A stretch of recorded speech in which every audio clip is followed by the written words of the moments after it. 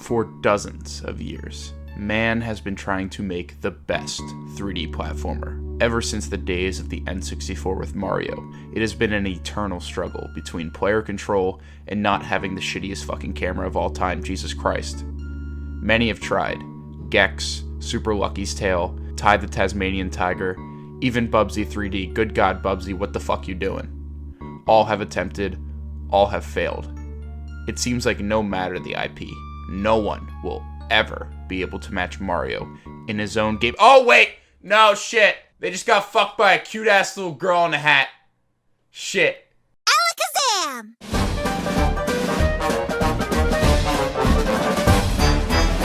A Hat in Time was the second hat-based 3D platformer to come out in 2018, and whoo boy is it a fucking video game. Originally a Kickstarter project begun by the guys at Gears for Breakfast that was fully funded in mid-2013. And let me just say, fuck is it fun, with movement that feels so fluid and gooey, the witty and downright hilarious writing, the hidden challenge levels that are just a straight ripoff of Mario Sunshine, the most fun bosses I've played in a long ass time, and music that slaps so fucking hard, it reaches its disgusting hand through your monitor and smacks you across the face.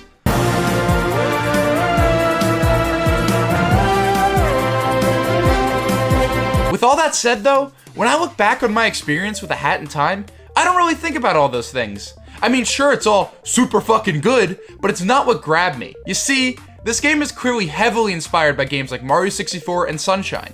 So that means that there are a lot of levels that take place in you exploring an open area to your heart's content.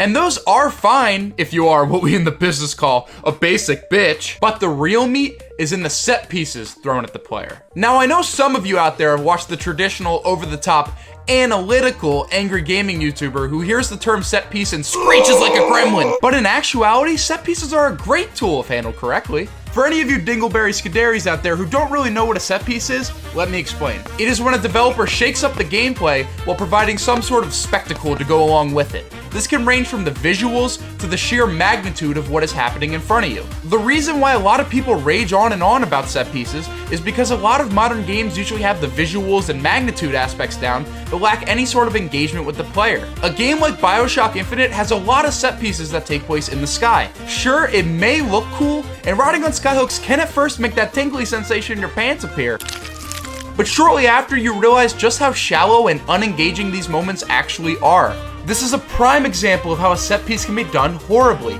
And oh yeah, this game does skyhooks better. Get the fuck, BioShock. A Hat in Time turns to those games and gives them a hearty fuck you, because it actually takes the concept of a set piece and not only makes it engaging, but the most memorable and downright fun moments of the game. So you know what? Screw it! Let's talk about the best set pieces in A Hat in Time. One thing before we move on though, if you haven't experienced the game for yourself, I would highly recommend stopping the video here and picking the game up for yourself. It's only about $20 and has some of my favorite levels in any 3D platformer I have ever played. I don't want to ruin the magic for any of you. You've been warned. Alright, now that those lamos are out of here, let's talk about one of the more tame set pieces this game has to offer. Train Rush. It's a train! Look out! Let me just say, god damn does this level live up to its name. Basically, this crazy movie producer bird wants to create the best action movie ever, so he rigs his train with explosives. This means that instead of walking around a giant area and finding out where to go, a la the basic bitch, you are instead on a linear path to get to the front of the train and stop the explosives. And let me tell you, this level is a fucking rush. The flow of this level is bonkers. You're hookshotting all around, dodging enemies, and trying your damnedest not to fall off the train. You can even extend your time by collecting these little timers ripped straight out of my favorite game of all time, Chris Shingle's Big Adventure. It also 100% nails the spectacle aspect of a set piece, with the train falling apart around you and the music that is so fucking good, it made me get those big boy gamer sweats I haven't gotten in a long ass time. It's honestly one of the most exhilarating set pieces I have experienced in a while.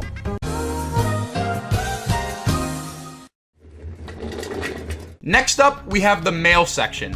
Now this section could be seen as a missed opportunity with how shallow it actually is, but god damn it if I still didn't find it fun. Basically, this world has you trapped doing jobs for this purple spook master over here because you signed your soul away to him in a contract. Well, one of the jobs he has for you is to deliver mail to his minions.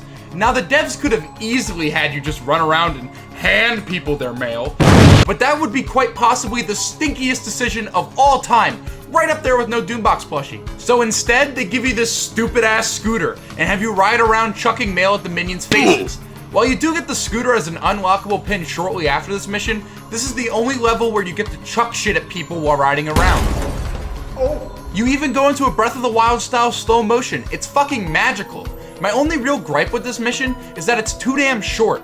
Like, come on, maybe give me more than like 2 fucking people to give mail to and allow me to do stupid ass tricks with this thing. Missed opportunity aside though, I still like this set piece quite a bit.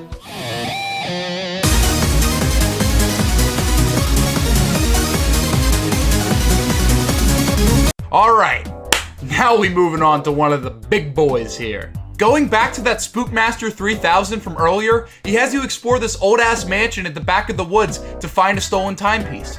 I like to walk up to this mansion here where it looks all ominous and mysterious. It honestly reminds me a lot of the beginning to Luigi's Mansion, and you want to make my body feel some serious sexual tension? You remind my ass of Luigi's Mansion.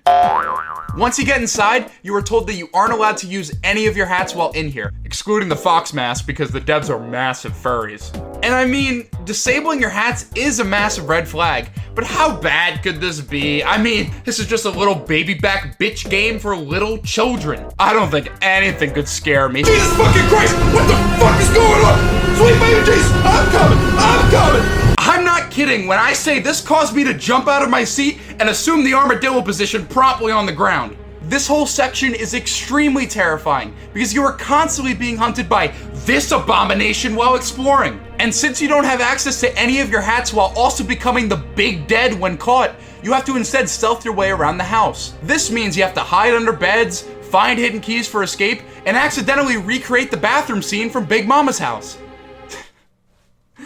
It's a one-to-one recreation, that is.